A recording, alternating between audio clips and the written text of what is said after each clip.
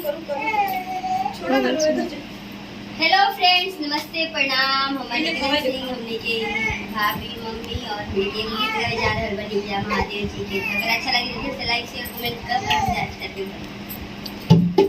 शिव गुरु दानी होके हो, शिव गुरु दानी होके लेके ज्ञानवा तेरा सिसिया दानवा ना। शिव गुरु दानी होके हो, शिव गुरु दानी होके लेके ज्ञानवा तेरा सिसिया दानवा ना।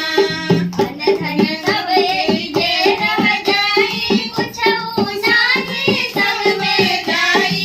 अन धन जे रह जाई कुछऊ नाही संग में जाई। तोहरा संगे जाई हो, तोहरा संगे जाई।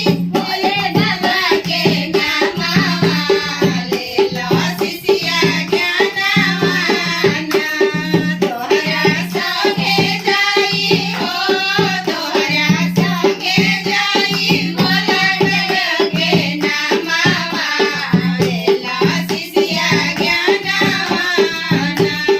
शिव गुरु दानी होके हो, शिव गुरु दानी होके लेके ज्ञानवा लेला सिसिया दानवा ना।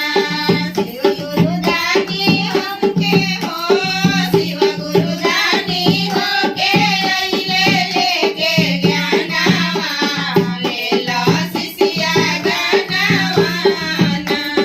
नहीं हरे सासुर सब यही जे रह जाई कुछऊ नाही संग में जाई। नहीं हरे सासुर यही जे रह जाई कुछऊ नाही संग में जाई। तोहरा संगे जाई हो, तोहरा संगे जाई। महादेव के नामवा लेला सिसिया ज्ञानवा ना। तोहरा संगे जाई हो, तोहरा संगे जाई। महादेव के नामवा लेला सिसिया ज्ञानवा ना। हमने के रहल शिव चर्चा के गीत आप लोग तो जानते बानी जा कि आजकल हर घर में शिव चर्चा होता है और हर घर में महादेव जी के नाम के गीत मंगल होता। ये हमने गीत कैसा लगा था कमेंट में जरूर बताइए। हर हर महादेव।